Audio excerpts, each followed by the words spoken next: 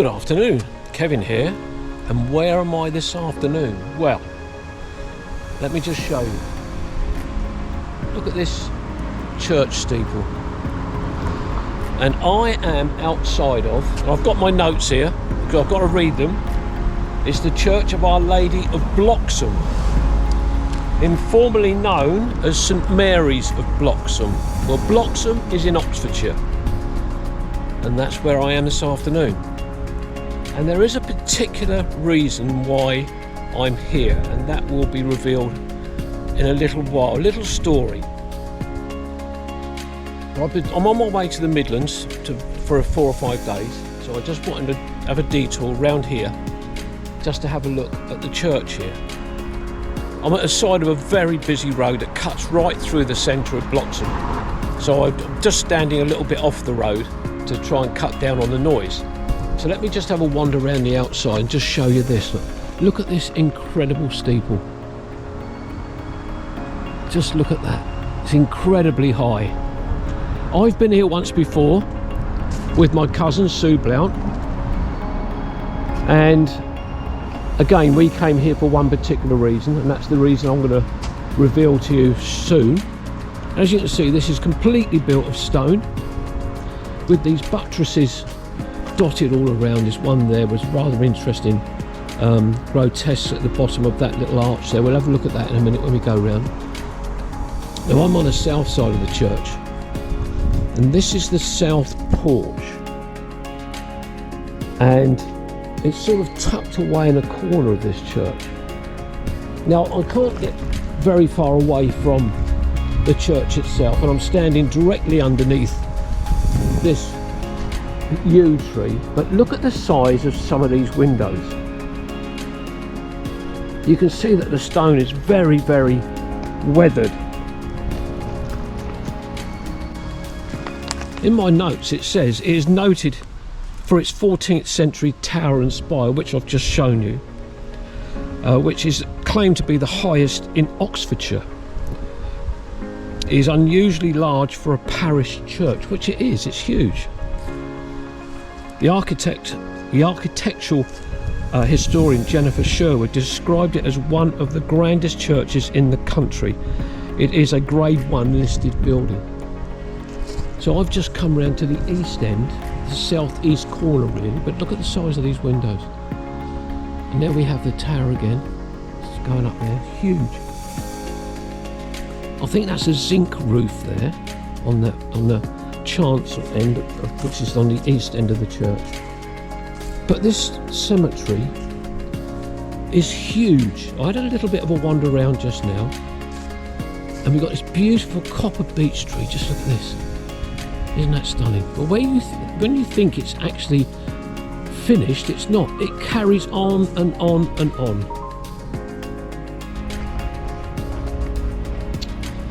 Well, I'm on the north-east corner at the moment of the church, and it is absolutely impressive. It really, really is. Let me just show you the view I've got here. As I say, this is the north-east corner. As I mentioned just now, you've got all the stonework. Everything is stone. The surrounds of the windows and the door frames are all stone. And there we go, back up into the tower again. Well, I'm back round onto the south side of the church now. Got my notes, so let's have a look inside the church of St Mary's. Or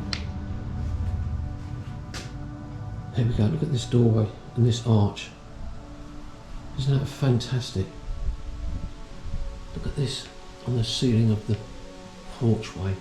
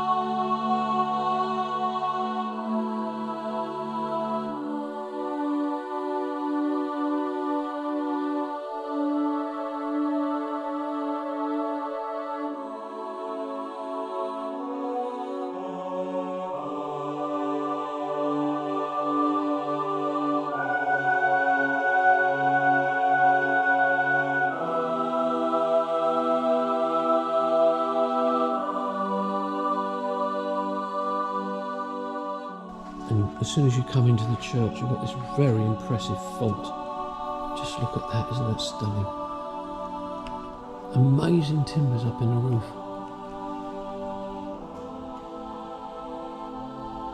And got the different grotesques as the supports for the timbers coming down from the roof. So let's just have a wander in. 4 arches. So this would be the south aisle, I would think. And there's the north aisle. So I'm in the nave now. Loose tile there by the sounds of it. And we've got the sallies hanging down. And I believe there are 8 bells here in the church. And they're all rung from the ground. We've got the lists of the incumbents just here. Another list there. Looks like a tapestry just around this here.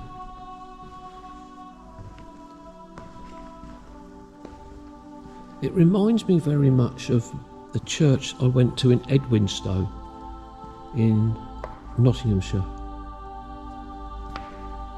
It's just this stonework. And there's the ancient artwork there, look, just up there. We've got this rood screen in front of me. Beautiful. Just look at that. Got a pulpit just here to my left hand side. Wonderful. Beautiful, beautiful. Just going to have a look at this chapel here. It says in the 15th century the perpendicular Gothic Milcombe Chapel, also known as the South Chapel, was added, although the patron and the architect are unknown. It is likely that the new building was designed by Richard Winchcombe. The chapel contains a number of 18th century monuments to the members of the local Thornycroft family and the tomb of John Thornycroft the first baronet. So that must be that one there.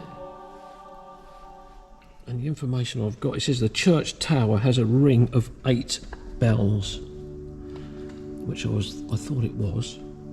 It says the 5th bell was cast in about 1570, possibly by John Applewell of Buckingham. James Keane of Woodstock cast the tenor bell in 1648. Abel Rudhall of Gloucester cast the 6th bell in 1750. James Barwell and Co. of Birmingham cast the treble, 2nd, 3rd and 7th bells in 1903. Well, I'm in the north aisle now by the north door, and there again is some of the old artwork, the old paintings. If I just wander down here, we've got these big columns supporting everything here, but just look at this window. We've got a little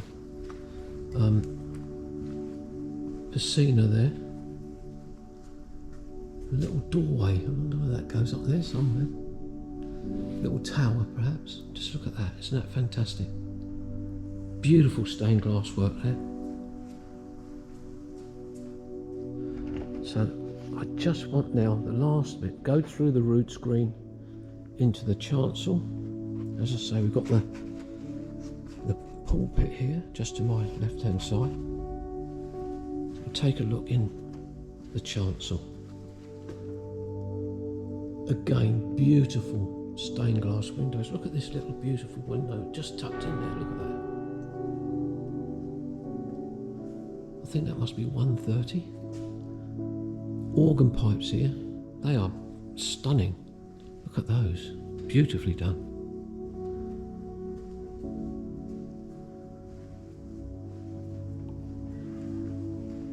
Look at the size of that, that is wonderful, isn't it? And again, got the reredos behind the altar. And we've got the Cedelia seats just here. Look at this flooring. Beautiful. Beautiful tiles.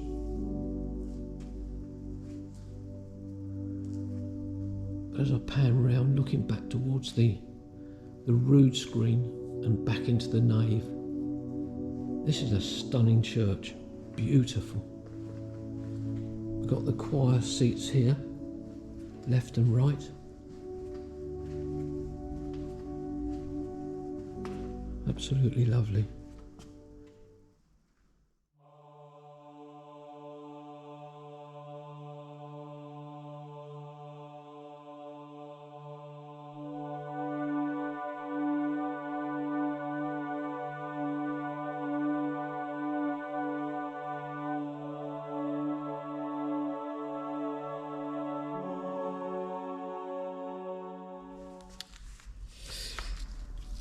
As you can see, just behind me, I've got the altar in St Mary's. And I said to you at the start that there's a little story I wanted to share with you. And I've got some information which I had to type out this morning before I left home. And it's very important because this is all part of my family history. And this is how it reads. William Hall, my 5 times great-grandfather, was born in Wappenham in Northamptonshire in around about 1795, and he died in Wappenham on April the 24th, 1860. Now, I have made a video about Wappenham, and I mentioned William in that. He married Anne Phipps, born on the 19th of March 1797 in Hook Norton, and she died on April the 4th, 1847 in Wappenham. They married at Our Lady of Bloxham on October the 27th, 1817 in this very church. They had 9 children. Families back then used to have big families. But as I mentioned just now, sadly Anne died in 1847, and if anybody's very observant, William then married Sarah Ann Hunt. We think the surname was Hunt. She was born in Bromley on the 21st of June 1847 in Bromley, possibly Banbury. We're not absolutely 100% sure. They then went on to have, we think, another 7 children. So if anybody took notice of the dates and the months, I'm not going to say any more than that. You'll probably want to, as I've read through this, you'll probably want to go back through it and listen to what I've been saying. I'll let you decipher the little clues in there, in the information I've just read out to you. So anyway, that's the connection the Hall side of my family has with Bloxham in this very church, Our Lady of Bloxham, also known as St Mary's. My 5 times great-grandparents married in this very church. So as I get ready to leave Bloxham, I'll leave you with a view of the altar.